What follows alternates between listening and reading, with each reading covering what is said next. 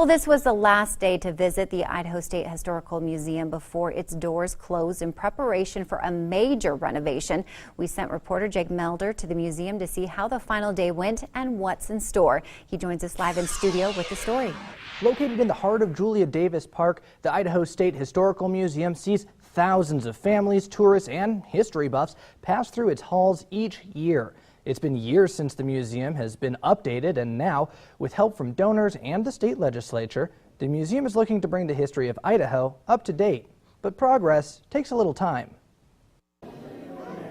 Hundreds filed past the trinkets, tools, and treasures stored at the Idaho Historical Museum the day before it closes for renovations.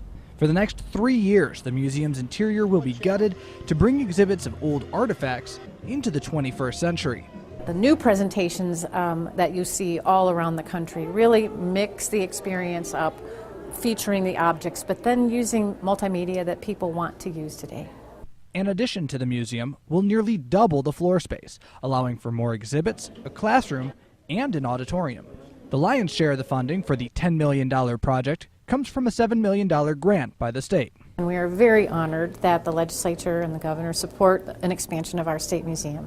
The museum is moving forward onto a new chapter in its history, but many visitors spent the day looking back. That was the case for 3 generations of Tiltons. I remember coming down here when we were in grade school. They had the puppet show and sitting around on the floor watching the puppet show. It's really changed since then. Decided to bring her down and so she can see all the wonderful exhibits and maybe learn something. A place of discovery, a place of remembrance, and a place of learning. So really the knowledge of history helps us to think, and a museum gives us that place to think.